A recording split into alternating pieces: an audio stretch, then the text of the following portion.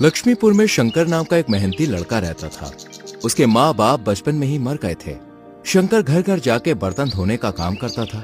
आज शंकर बहुत खुश लग रहा है। वाह, कल होली है, रंगों के साथ खेलूंगा दोस्तों के साथ पूरा दिन।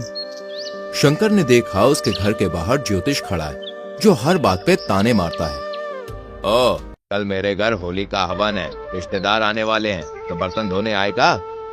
शंकर कुछ सोचता है, पर कल मुझे रंगों से खेलना है।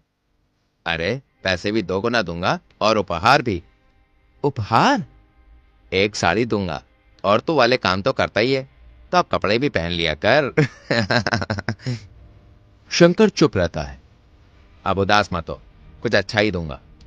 इतना बोल के ज्योतिष चला जाता है। कल सुबह फटाफट बर्तन धो के फिर दोस्तों के साथ चला जाऊंगा होली खेलने। त्योहार और पैसे को गरीब कभी एक साथ नहीं देख पाता। अगले दिन शंकर ज्योतिष के वहां बर्तन धोने चला जाता है। ज्योतिष हवन में बैठा हुआ था, तभी अचानक आसमान से एक कौवा उसके पास आके गिरा। सब डर गए।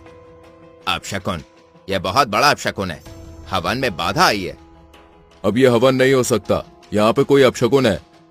ज्योतिष की सीधी नजर शंकर पर पड़ी। शंकर एक कोने में खड़ा हुआ था। यह सब इस शंकर की वजह से हुआ है। यही नहीं चाहता था कि यह हवन हो, इसको होली खेलने जाना था।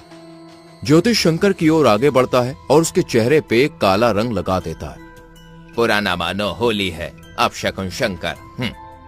धीरे धीरे पूरे गांव में इसकी बात फैल गई।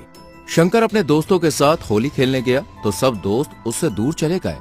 गांव का एक आदमी बोला, कल से हमारे घर बर्तन धोने मत आना, पता चला तुम आए और हमारे घर की दशा बैठ गई। इतना बोल के घर का उसने दरवाजा बंद कर दिया। गांव वालों ने उसे गांव से बाहर निकाल दिया। उस रात शंकर ठंड में बाहर सोया। अगले दिन गांव वालों ने देखा तो तेज बुखार की वजह से शंकर कांप रहा था। इतने में एक बूढ़ा आदमी आगे आया। मैं इसको अपने घर लेके चलता हूँ। अब शकुन है, ये लगता है बुढ़े का दिमाग सटक गया है। मैं तो वैसे भी मरने वाला हूँ, ये मेरा क्या ही बिगाड़ लेगा, पर इसको छत देके मैं इसको तो सुधार सकता हूँ। शंकर को लेकर बुढ़ा आदमी अपने घर जाता है। दूसरी तरफ ज्योतिष मरे हुए कौवे को वो जहाँ पे गिरा था उसे वहीं दफनाने की सोचता है। जैसी वो जमीन पर औजार चलाता है उसे कुछ महसूस होता है। अरे ये क्या है, लगता है यहाँ कुछ है।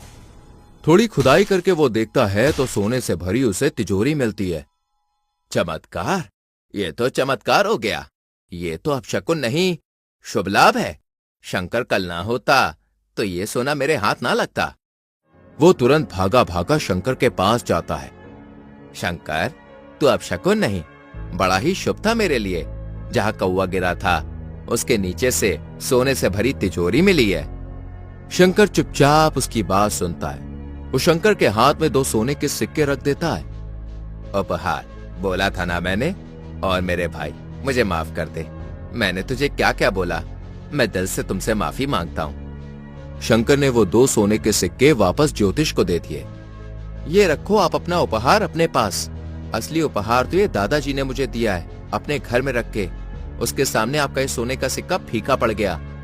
ये देखकर बुढ़े आदमी ने शंकर के सर पे प्यार से हाथ फेरा और फिर दोनों अंदर चले गए। गांव वाले खड़े खड़े सब देख रहे थे, पर सबके सर झुके हुए थे।